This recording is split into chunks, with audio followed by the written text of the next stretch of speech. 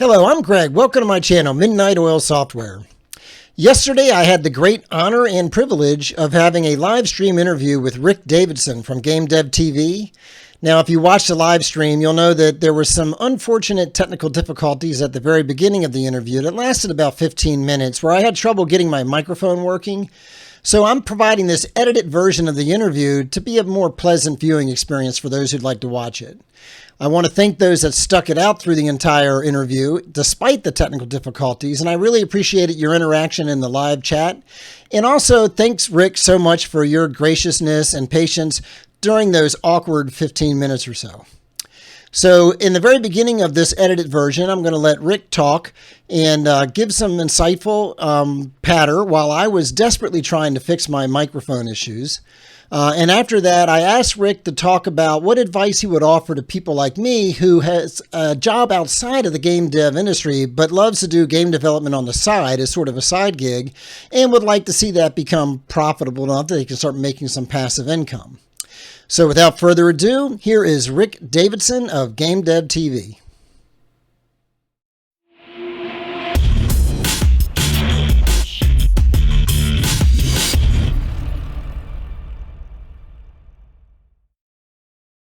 So you can hear me. All right. Well, I'll tell some stories then. Just for your wife. Hello, Greg's wife. Let me tell you some stories. Once when I was a young lad growing up in the country.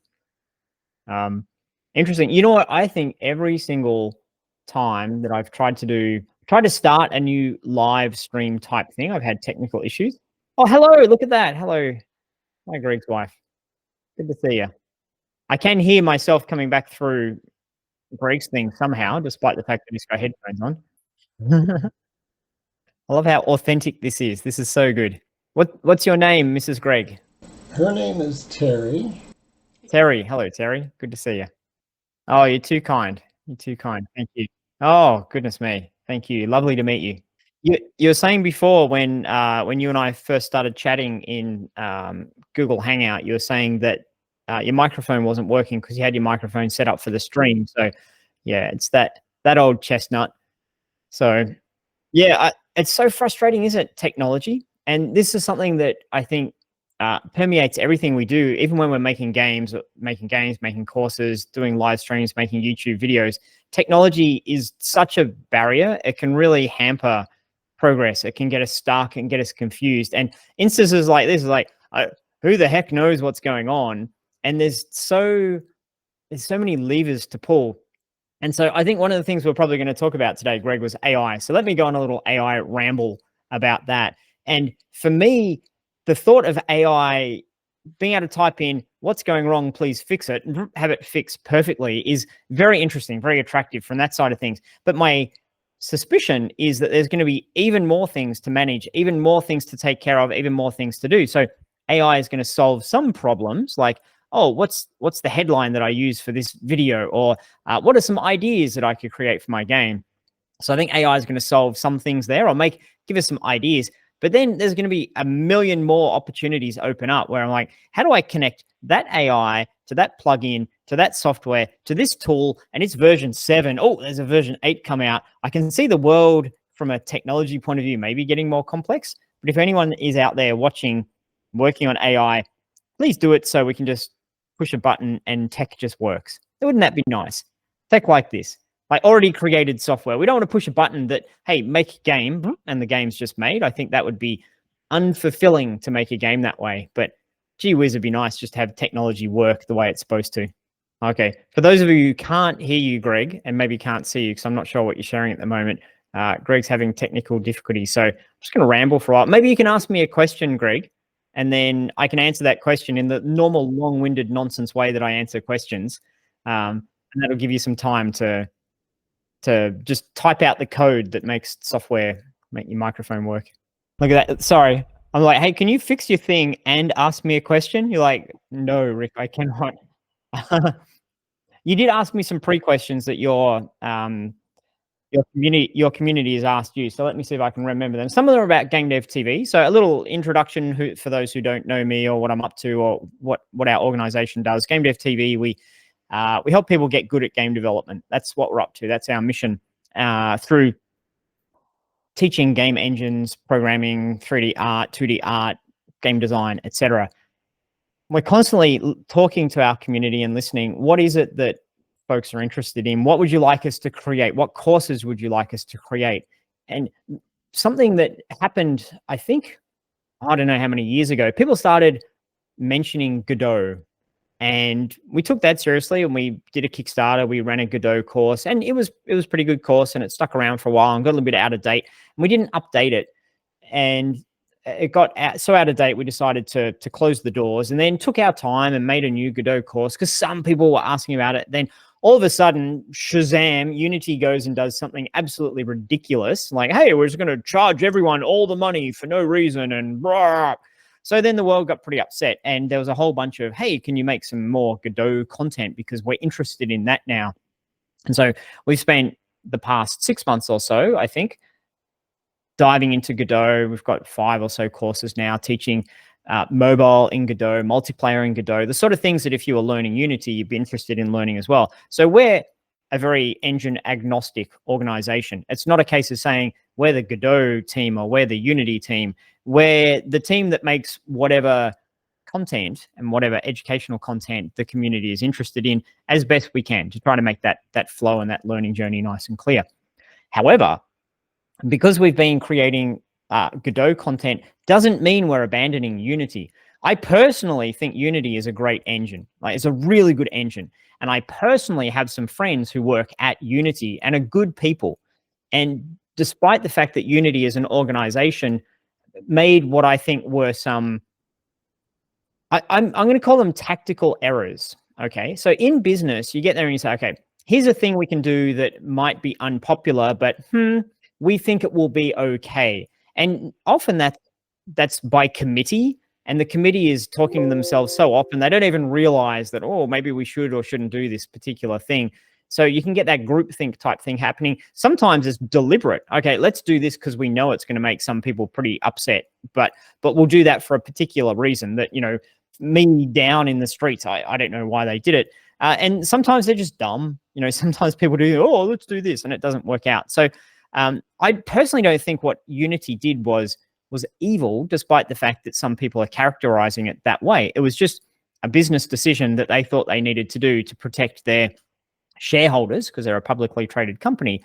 And I think by doing that, they made a gigantic mistake. And that mistake was to annoy the people who it would affect today and annoy the people that it would affect in the future. And as a result, I think they've undermined the next generation of game developers who might be using Unity but have decided not to. However, saying all that, I don't think Unity is a bad game engine. And I don't think Unity as an organization is evil. I think they just did something dumb because maybe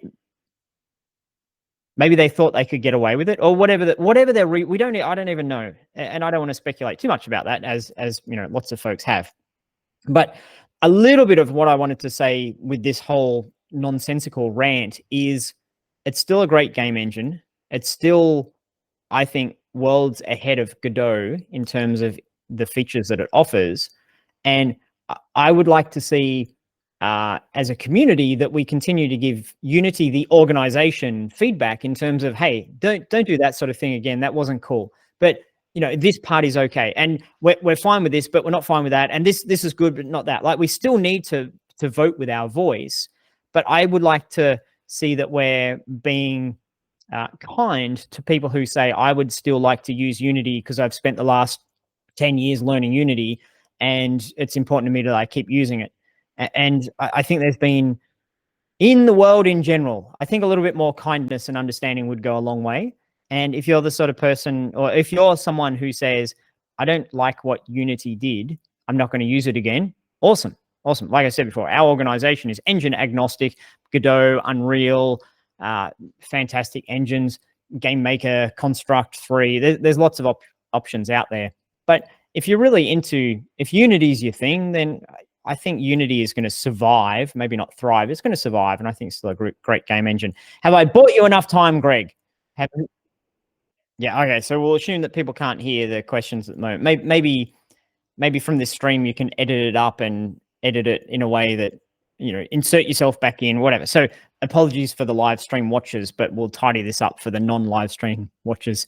So the question of how can you be successful with a day job and game development on the side?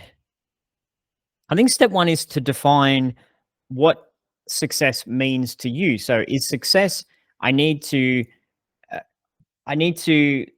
create games, products that make enough money so that I can leave my full-time job. Or maybe I want to make enough money to justify the amount of time I put into this. Or maybe success for you is I just want to create great things that I'm proud of that allow me to justify the amount.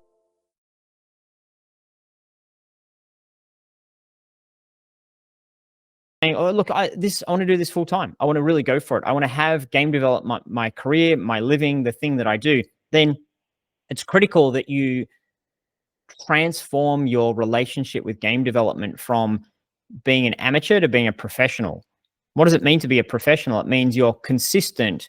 You sit at the computer from this time to this time, no matter what, no matter how tired you are, no matter what's going on in your life. You'll need to say no to a whole bunch of things. This is what a lot of successful people talk about, that succeeding in life is a conversation of what are you willing to lose? What's the cost you're willing to pay for this? So it could be, dang, I'm not going to watch Netflix for 2 years, or I'm not going to play video games for the next 2 years, or I'm not going to go out and socialize, on Fridays and Saturdays the way I used to. If you've already got a day job, and if you've got something else in your life, for example, a relationship or a family or a sporting activity, if you've got a second thing already, like second thing, I shouldn't refer to family as a second thing, but you're already pretty busy if you've got job and wife and or kids and or church and or something else that you're up to, then you need to say no to all the other things, all the other distractions. So that's thing number one, Greg, is to say, okay, I'm doing this professionally. That's number one. And then number two is to acknowledge the dance of failure. And I think a lot of successful indie game devs produce ideas quickly, get feedback on those ideas quickly, and are not precious if they see that it doesn't really have legs.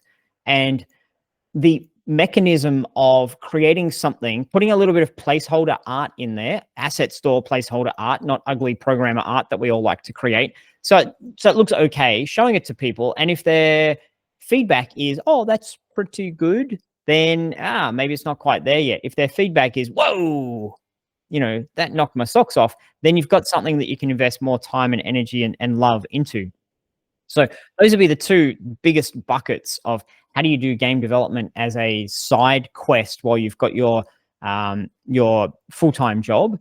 You have to be very professional about it, and you have to fail fast. You have to be comfortable with failing fast, because it might take you 1 or 2 or 5 years to get the skills, the ideas, the knowledge, the techniques in order to really have something that stands out. Actually, I'll give you a third one. I've got about 20 of these things, but I won't rant for that long. Give you a third one here, is try to stick within one genre.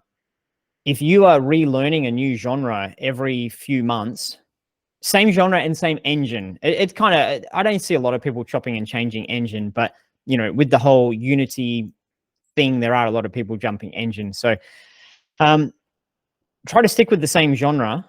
If you're really, really, really into real-time strategies, then just do that. If you're really, really into racing car games, just do that. Even if you make a racing car game and no one likes it, make a different one, make a new one, put guns on the top of your racing cars, have it so it's permadeath if you touch the wall, try that there's jumps, try that it's the fastest game ever. So keep working within that genre, because then you're not having to reset the slate and go back to scratch, go back to zero. You can get better and better and better and better, and you can build upon what you've done already. And that way it's working. It's the whole working smarter.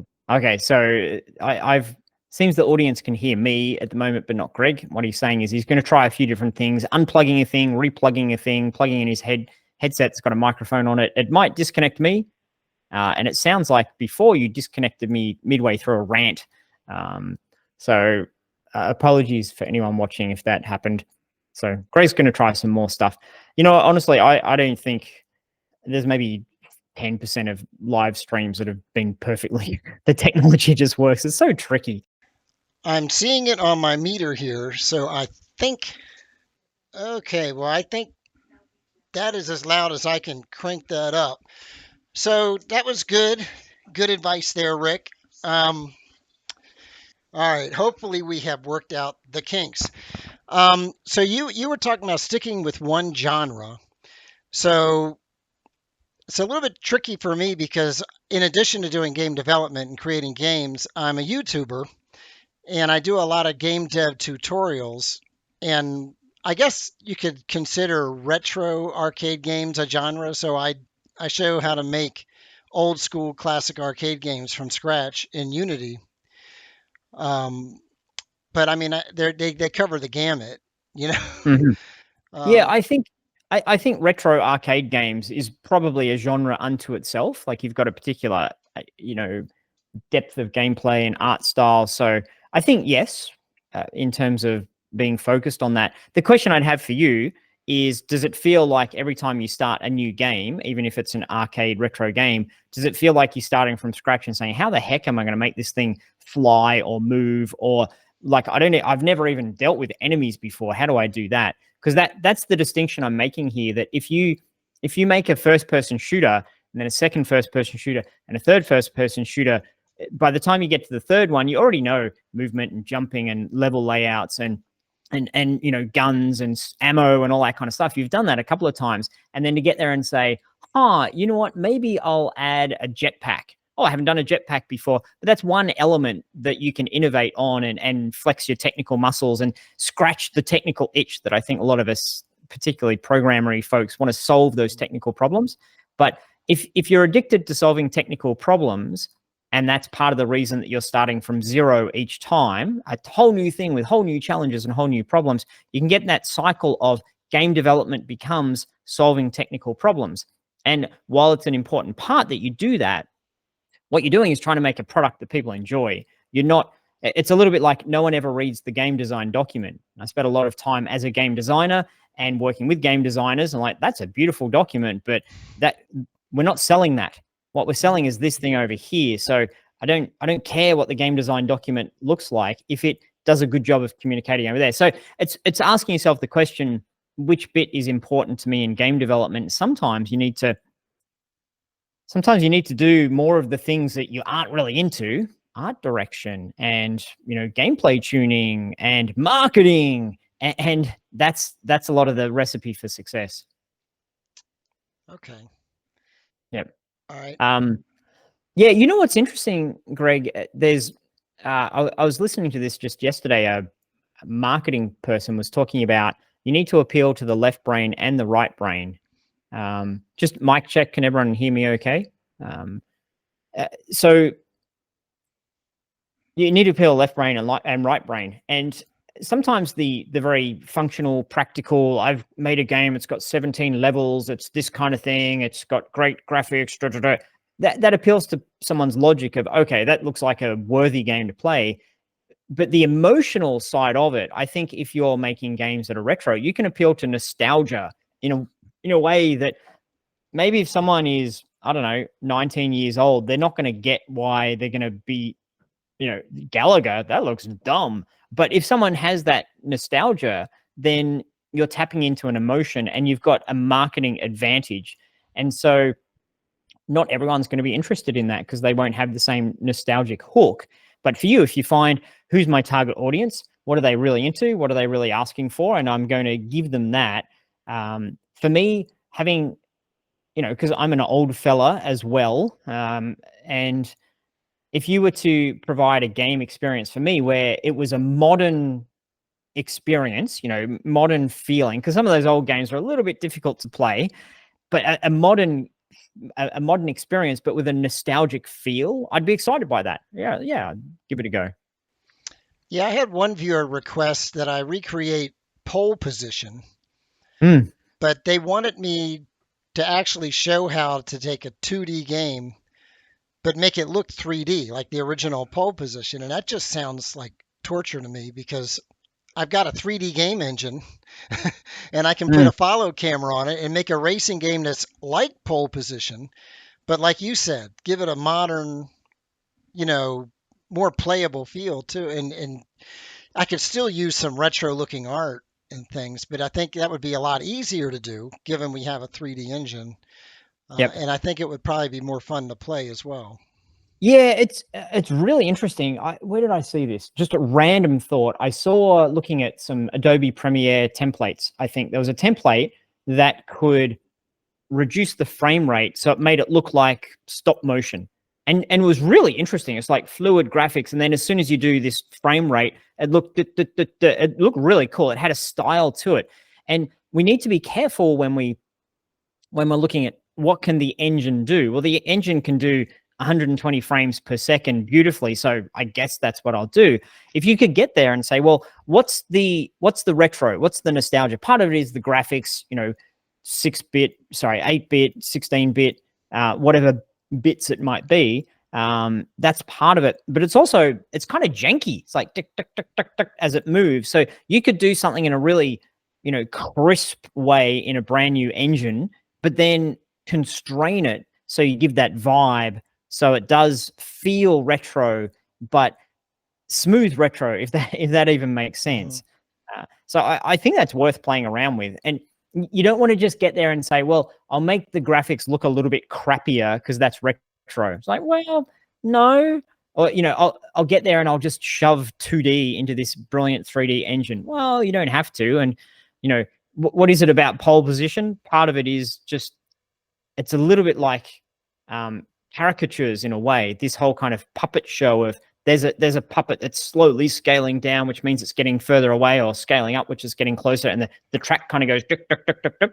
And I think if you can recreate that using the modern tools to simulate nostalgia, then there's something interesting about that. Yeah. Well, cool. I had a couple other questions that I had thought about asking you. If I can bring that up. So you started out doing game development and for some pretty big brands, right? So what inspired you to transition from actually doing game development to teaching and doing courses on game development? Yeah, good question. I was in Vancouver, British Columbia, over in Canada, working in the games industry and working in some pretty cool studios, making some pretty cool stuff, but incredibly frustrated with the process, particularly working with a publisher. The relationship there, for me, as someone who is very creative, I'm a game designer, I'm a game creator. I'm not so much a programmer, I'm not so much an artist. And lots of ideas, and this would be great, and this is important for the player if we tune it from 5 to 7.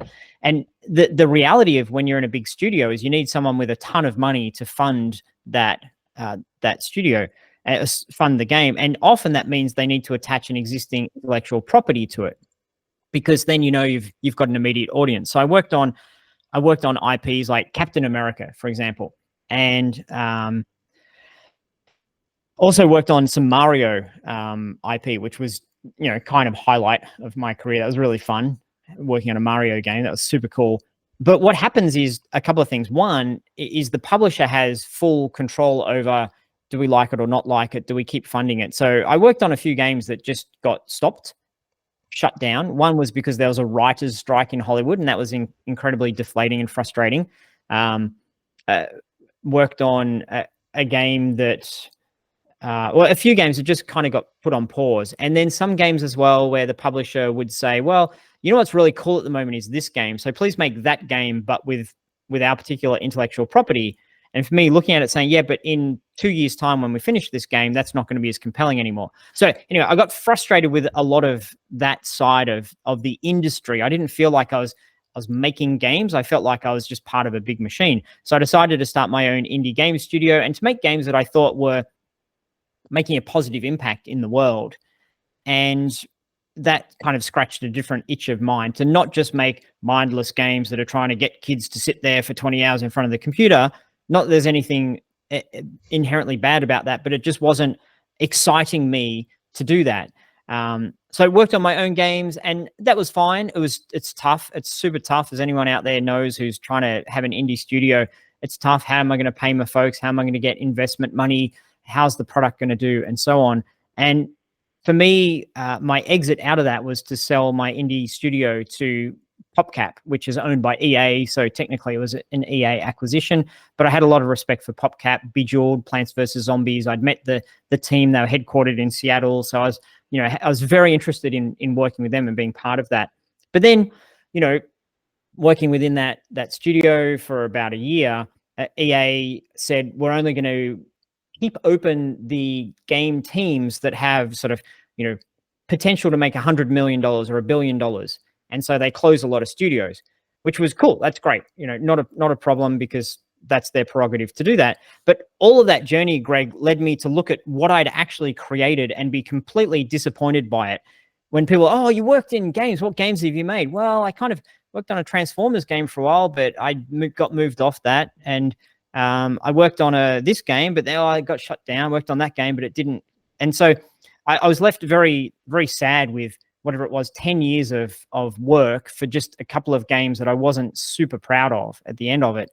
And I looked at, what am I really excited by? I'm really excited to spend an afternoon making a quirky little thing where I make something jump and it's really difficult and there's things flying at you. And I say to my friend, see if you can last 10 seconds. I'm like, that's what a game is. It's the game moment. It's the pure game design of something that's fun. And so I just scaled my whole perception of games down to something quite narrow in terms of what I was excited by, and looked around and saw that there were a lot of people out there struggling with the things I'd struggled with. How do I start a studio and what do I do? And also struggling with, where do I start? And struggling with, okay, I know how to make the thing jump, but no one likes it. What do I do? And I just got really hooked on the idea of, rather than me trying to make one product that many people could play, I wanted to help many people make many products that many people could enjoy. And I just got to that stage of my journey where it was more important for me to help other people than it was for me to scratch my own itch of, look at this work of art I made. I kind of, I don't know, that didn't hold the same appeal that it did when I was young and had the spring in the step. I just got really excited to help others. Well, I'd say you've been very successful at that. I mean, you definitely helped me. My first exposure to you was a course on Udemy, like before the pandemic, before I even really got back into game development. I was going through it was like an RPG game in Unity. What was the guy you partnered with on that? It was probably Sam. Yeah, that sounds right. Yeah, Sam. And and I, over the years, I have taken a ton of your courses. And a lot of them I've gotten through bundles. But yeah, in fact, I was going to bring up your website for people here. So in addition to Game Dev TV, you've also got a bunch of courses on Udemy. Do you still publish to Udemy, or? Yeah, it's pretty much the same courses that you can buy in either place.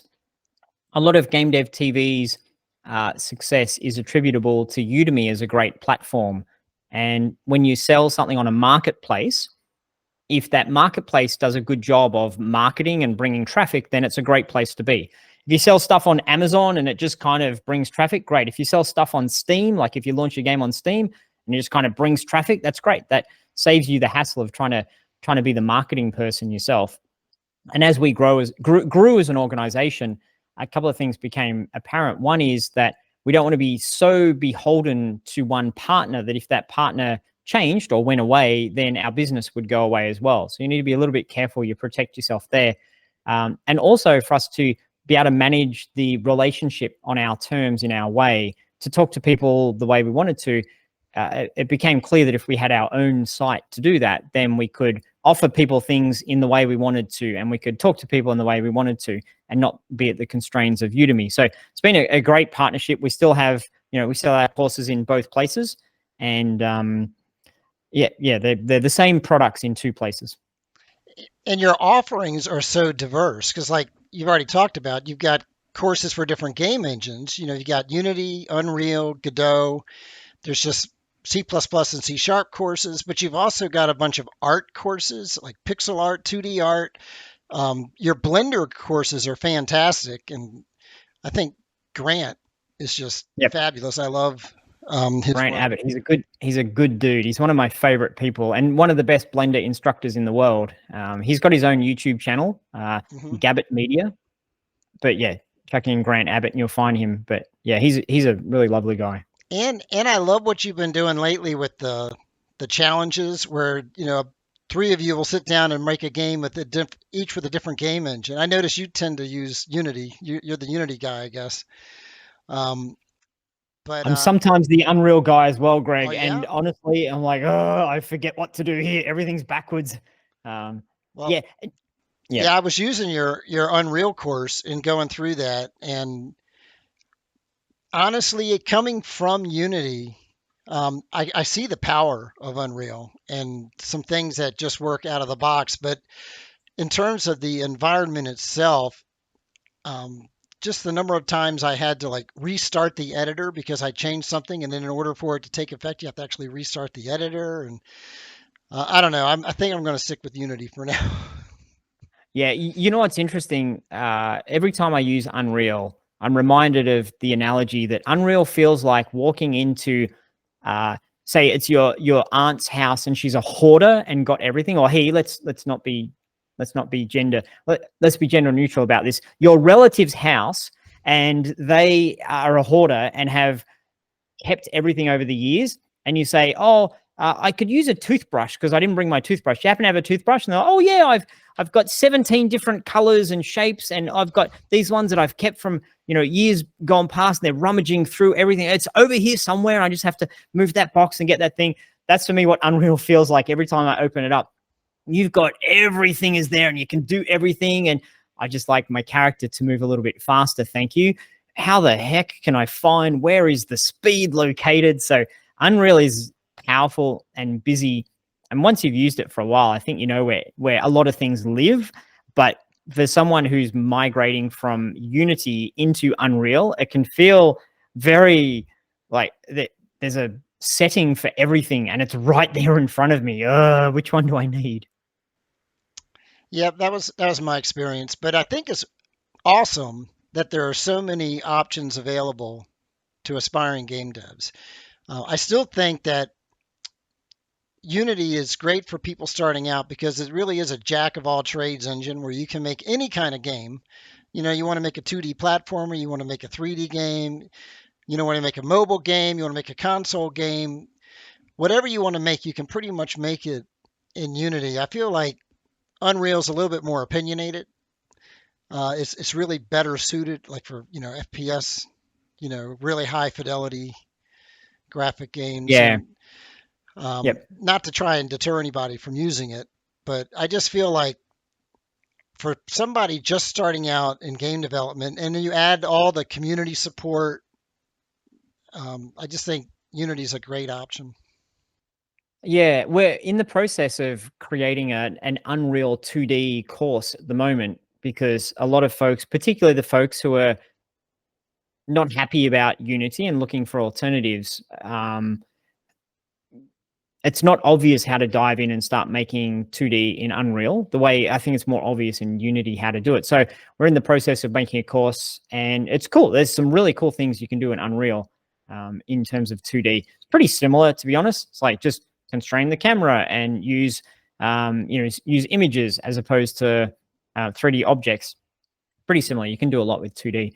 But I think as I say to folks, I'm not sure if anyone watching at the moment needs this particular device, but if someone is new to game development, go use each engine for 2 weeks, and at the end of it, listen to your gut because whether you're using Unity or Unreal or Godot, it'll mostly serve the needs of what you need it to do. I'm a little bit more skeptical about Godot being able to meet all of the needs. There's just so many things in Unity and in Unreal that have been created already. And Godot, I think, is catching up, but there's less things you get out of the box.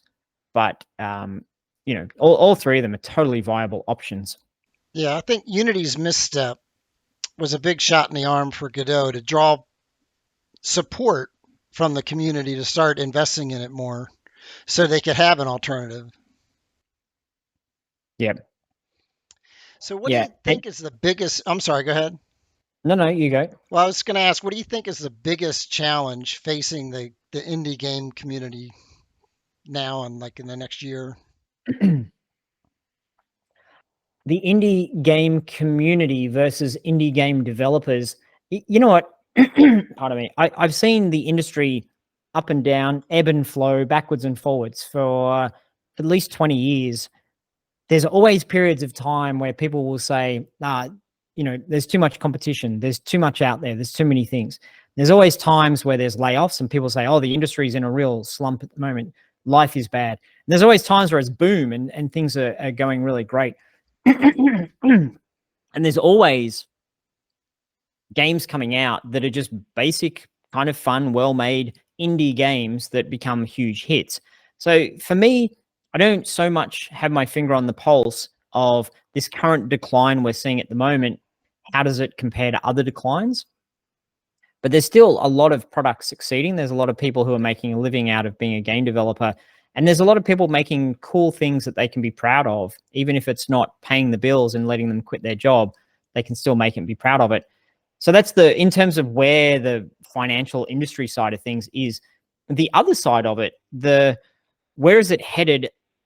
When AI started making its big first, getting mainstream attention, particularly with ChatGPT, my immediate reaction was, oh, goodness. Soon, very soon, in the next few months, all you need to do is hop into a game engine and type make the game. I think everyone went straight to that. But as time's gone on, I can see that AI is going to be an excellent advisor, an excellent brainstorming partner, excellent coach. It's going to be excellent at those things. But games are so complex, so complicated. Just how do I get my enemies to get onto the screen, do something particularly interesting, and then to destroy themselves when I don't need them anymore? And I need that to link on level 1 to level 2, and I need to be able to remember it and save it. And I need to make sure that when the player does this particular thing, the enemy does that particular thing. There's so many things to juggle there. I think we're still a ways off AI knowing all the things we're trying to juggle. So where's it headed? AI is going to be a big, big part of what we do. AI is going to create shortcuts, and AI is going to make it a lot easier for a beginner to make something interesting very quickly. But I don't think AI is going to change the fact that indie game developers need to be clever folks who knuckle down for a long amount of time to make complicated bits of software. Yeah, I agree. What would you think is the most exciting thing coming up for indie game developers? I'm sure AI is one of them, but yeah, well, I'm not excited about AI. I can't talk for all indie game developers. Maybe people are super excited. I personally hate AI, and the reason I hate it is because for me it's a little bit like if I'm a furniture maker and I love stretching out the leather and cutting it and putting in the things by hand. If that's what I love, that's my hobby and that's my craft. Someone coming along and saying, hey, did you hear that they're building a new IKEA next door? So you don't need to make furniture anymore. Just go get it. And all you need to do is pull out your drill and just go, and you've made your furniture. Obviously, the market is going to be excited for the IKEA because it allows a lot of people to have quick wins. I just needed a couch. There it is. There's a couch. But anyone who is more of the purist, I just love the craft of making games. I don't think is necessarily going to be excited about that aspect of maybe things will become a little bit more out of my control. I don't need to be clever anymore. I'm just getting something else to do it. I feel like I'm kicking AI a little bit. What's going to be amazing is I don't even know when my code doesn't work. Oh, I hadn't thought about that. I'll try that. No. Oh, I hadn't thought. Oh, yeah, that was it. So that's where AI is going to be a godsend. I'm excited for AI to help me find problems and fix them. And I'm excited for AI to come up with, to identify blind spots for me, things I didn't even realize I didn't know. I'm excited by that. But other things, honestly, game development, game design, making indie games is such a creative enterprise. I'm excited to see people break the rules and do things we've never seen before and try things we've never done before. And that could be using technology, AI, what the engines are coming up with, or it could just be trying a new thing that no one's tried before. that's what I'm excited about. And I think that's the magic of indie game development. You can move quick and you can take some risks. Yeah. So while I've got you here, Mm-hmm. and to kind of just fill a little bit of time, do you have any good dad jokes you can share with us? Mm-hmm. Oh, that's a good question. I don't know if it's suitable. My favorite. Can I tell you my favorite dad Yes. joke of all time? Everyone's probably heard it, but that's the thing about dad jokes is everyone's always heard it. The one about a rabbit and a bear doing a poop, and they're in the forest. So apologies if this is inappropriate, and you can edit this out if chop it out. But a rabbit and a bear are in the forest doing a poop, and the bear turns to the rabbit and says, "Do you have problems with the poop sticking to your fur?" And the rabbit says, "No, I don't." So the bear picks up the rabbit and wipes his butt with it. That's my favorite dad joke of all time. My kids have heard that maybe 1,000 times. Okay. Dad. I knew one of their friends will come over. Hey, let me tell you a joke. Dad. Okay. I don't think that was terribly inappropriate. Yeah, good. Good to hear. So I'm looking in the chat just to see if there's any questions. One guy said he thinks that what keeps him in Unity is using Cinemachine and web development. I love Cinemachine. It's so good. Oh, I know. Yep. Oh, so someone is asking, is there any new course? Well, you already covered this a little bit. Any new course in development from Game Dev TV? Mm-hmm. So you mentioned the Unreal 2D platformer. Yep. Yeah, we're using Unreal 2D. We're making a course to teach that this month. I think we're launching our audio design course to make sound effects that we've been wanting to make for years, just to show people how to make your own sound effects using Foley as well. So what have you got around your house? And pots and pans and the old drop the watermelon. I don't think we dropped the watermelon in the course, but you know what I'm talking about there. So we've got that going on. We've got a couple of other Unity courses. We've been trying to work on our Unity procedural generation course for a long time, and it's sort of there. It's sort of happening, but it's a little bit nebulous in terms of when it'll be ready and available. What else have we been working on? Unreal. We've got some Unreal courses. We've got some Unity courses. We've got a Godot course, a Godot shaders course that will be coming out pretty soon. And we're also spending some time thinking about not so much a course, but a program. What can we create to specifically help indie game developers that want to make some money on Steam? So taking that, we did a marketing workshop a couple of years ago that people seem to get a lot of value out of, doing something similar to that, but less so a workshop and more of a full-on program with all of the steps, going through all the stages to show people, if you're looking to make your first $1,000 on Steam, what do you need to do? How do you go about doing it? What's the recipe for doing that? So that's something that we're looking into very closely, and no time soon, but definitely have plans to work on that. Yeah, your course on how to get a job in the video game industry was really good. And that talk you gave on that topic at Jason Wyman's Game Dev Guild, yeah, where you hit a lot of those points. That was helpful for me, even just to redo my resume, even though I didn't, get a game dev job. Just your tips on LinkedIn and updating your resume, and the whole idea of having an artifact that you can put in the hands of a prospective employer to target it to whatever their job is, the job description. That was really, really helpful. Greg, it really breaks my heart when I see someone who says, I've sent out 100 resumes and no one's got back to me. The industry is so hostile. I've got no chance. No one. And it's really, it breaks my heart because people haven't been shown the recipe, the formula for getting the attention of a potential employer. What do you need to do? And for me, I've hired lots of people and I've had lots of job interviews where I've looked at, is this person suitable? It's so difficult for an employer to figure out, should I take a risk on you or take a risk on that person? It's like, oh, okay, they worked for 7 years doing that, but it's not quite relevant. They worked for 10 years doing this, but I'm not quite sure. I like them, but I like them. It's so difficult. And I think not just at getting a job, but working on a contract you might want to work on if you're a freelancer, or getting the rental application to succeed, or finding a life partner. There's so many things where if you're proactive and you take a different strategy, then you can have more success. So specifically with getting a job, if someone looks at my resume and sees, for example, 3 years of kind of tinkering with Unity, they don't know whether I'm good or bad or whatever. But if I go out of my way to create something specifically for them, take a couple of weeks, make a thing for them that's relevant, they make whatever, first person shooters, I make something relevant to first person shooters, maybe a reload mechanic. And I show it to them. Hey, I made a reload mechanic in Unity. And I know, hey, Game Studio, you use Unity, or we'll use whatever, Unreal. We've used Unity a few times. You use Unreal. I've used Unreal to make this reload mechanic. I know it's not ready to put in your game, but I love first person shooters and I understand first person shooters, and I'm capable of creating this particular thing here.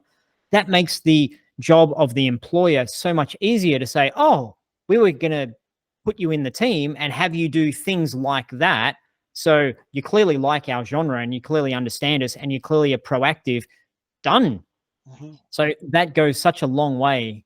And it makes me sad that no one is telling, well, not no one, but so many people don't understand that that's how you get a job. That's how you win a contract. That's how you stand out. That's how you market yourself.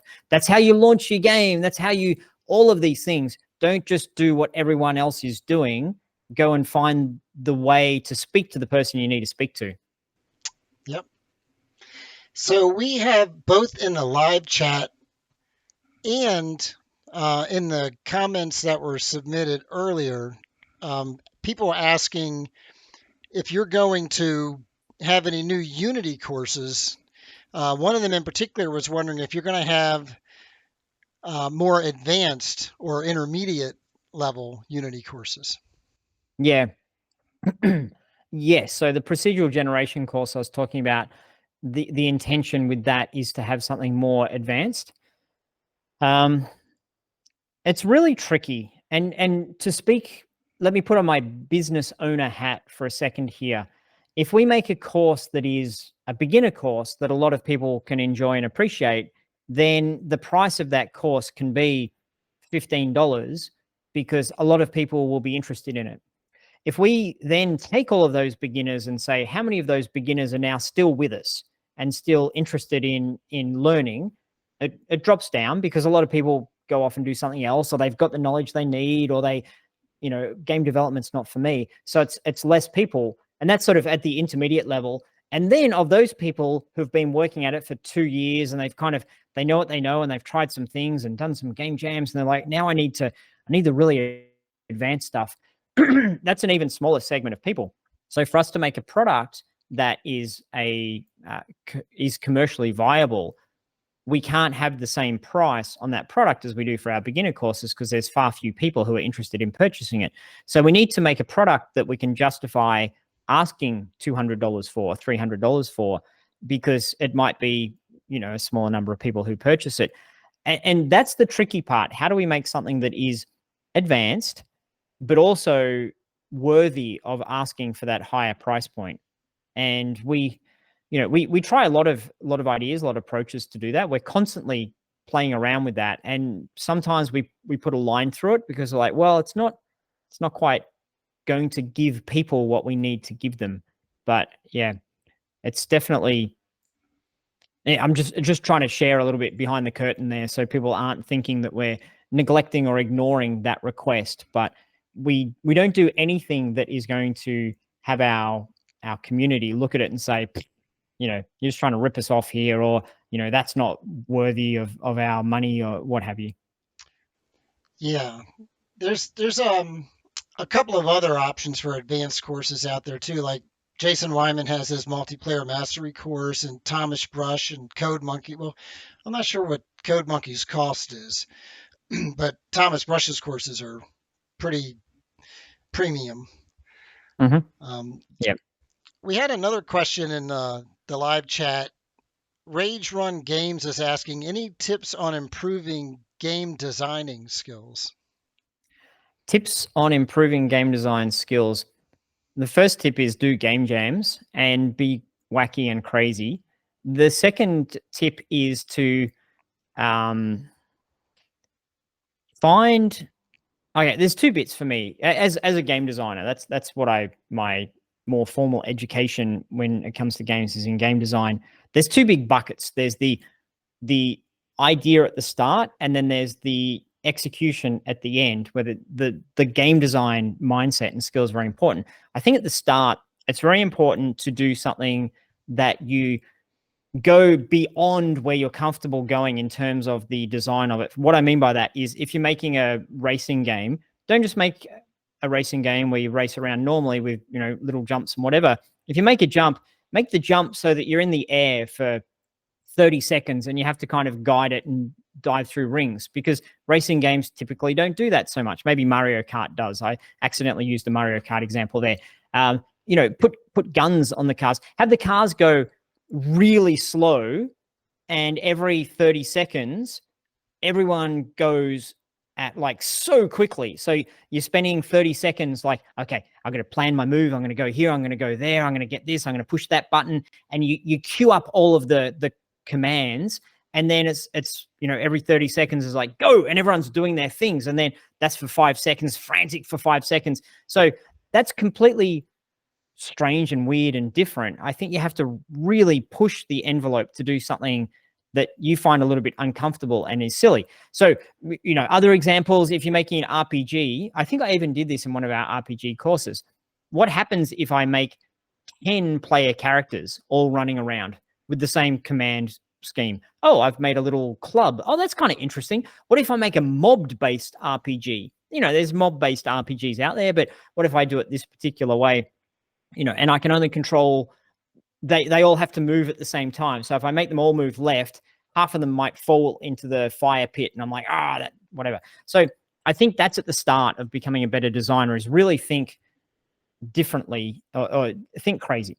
And then at the back end of it, it's tuning and playing and getting feedback from people in terms of how does it feel. It's so much about the feel, and you've got to look at the moment of when I shoot. Does that feel powerful when I shoot? And when I jump, does that feel exciting when I jump? And it could just be a bit of screen shake, some particles, that will make all the difference. So game feel, paying attention to game feel and really putting time and effort and love into it is so critical as well. It's a million times better to have one feature in your game that is tight and feels amazing. It's so much better to do that than to have 4 features that feel just sort of blah. Like, so much better. That's good advice. So I think, how long we're just over the hour mark here. I know we had a little bit of a late start because of the technical hiccups at the beginning. Did you have anything else you wanted to share with my audience before we wrap it up?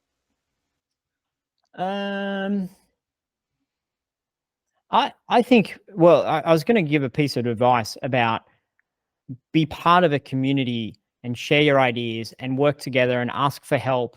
But I think your community is probably already doing that, because if anyone who's already watching this sort of video and hanging out with you and maybe part of our community already, but it's critical not to, like, don't game dev alone is my point here. Mm-hmm. And it's such a wonderful community when you find people who are interested in the same things. Like, oh, you make games in Unreal. I make games in Unreal. Oh, you like shooters. I like shooters. Let's trade notes. I've got a game I'm working on. Would you mind having a look at it?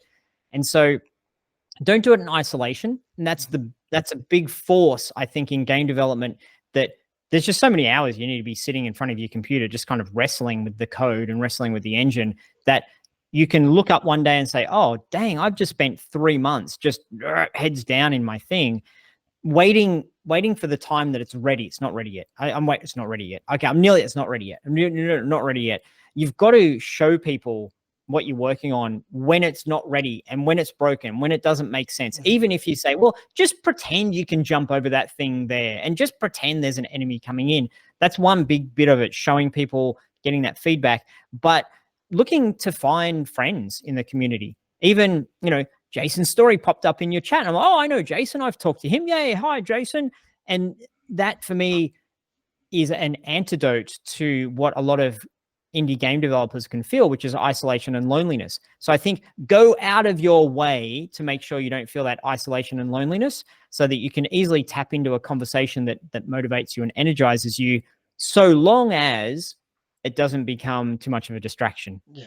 I spent 8 hours, in the community taking Rick's advice and chatting with people, and 10 minutes working on my game. It's like, maybe the balance can be a little bit more, a little bit better balance than that. So, Yeah, well, yeah. if you can get a mastermind group, find a mastermind group to join. That's awesome. I'm in a group that formed at Jason Wyman's Game Dev Guild 2 years ago, and we've been Yep. meeting every week ever since. So we may have missed 2 weeks Mm. over that entire time. And there's 5 of us, and most weeks, at least 4 or 5 of us are there. And like you said, you can show them your game in its early stages and get feedback. I'm making a math game for Legends of Learning, and the game is very different because of the feedback I got from the mastermind group than it would have been otherwise. Discord, there's a lot of really good game dev servers on Discord. Jason's Stories is one. So that's a really good community. There's some communities on Reddit. Even on LinkedIn, there's some indie game dev groups that I'm a member of on LinkedIn, and you can post.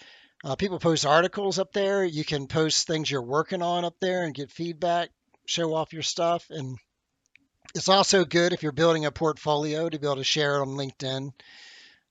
Like when I put out a new tutorial video, I almost always post it up there on LinkedIn as well.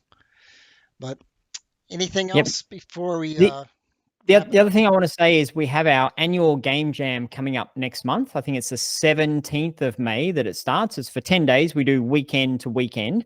And anyone who is serious about being a professional game developer needs to be forcing themselves to participate in a game jam at least once or twice a year, because it's a pressure release valve for all the cool ideas that are going to be a distraction. It's like, I'm working on my shooter. I've been working on it for 9 months.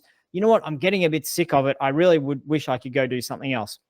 Okay, spend a little bit of time, work on a game jam, just try some really crazy new things, and then come back to your project. So it's great from that point of view. It's also really, really, really important for someone who is new and looking to build up their skills and confidence in game development. Go into a game jam, make something that's trash, that looks dumb, doesn't work, is broken, full of bugs. No one's going to judge you badly, particularly in our community. We're going to celebrate the fact that you actually push the submit button, even if the game is the character moves and jumps and game over. That's it. It's like, cool, well done. We celebrate that. And one of the things we do to try to be the good folks is that anyone who submits their game gets their choice of one free course from our portfolio. So any free course you want, just as a, what can we give to people to encourage them to actually, have the courage to submit.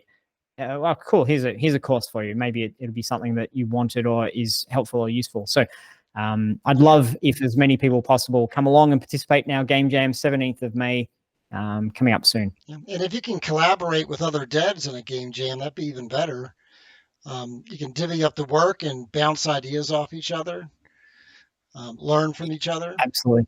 That's tough, isn't it, Greg, to find someone to partner up with on a game jam? I don't know them. I haven't worked with them before. I don't trust them. However, if you can try, hey, let's make a thing. You do that and I'll do this. That can start a really great connection with someone. If you do have a nice experience with someone in a game jam, then you've got a lifelong friend that you can make games with. It's one of the best ways to find someone. Mm-hmm. And local meetup groups are another option you can check in your area. Look at meetup.com or nextdoor.com, and there's bound to be some groups in your area that you could meet and face-to-face every once in a while. Absolutely. Well, Rick, thanks so much again for joining my channel and sharing all your great tips and wisdom with us. And I apologize, everyone, for all the technical glitches at the beginning, but we persevered and we made it through it. My pleasure. Thanks very much, Greg. I really appreciate you inviting me along, and I appreciate everything you're doing out there in the community. Thank you. Oh, well, thank you too, Rick. Have a good one.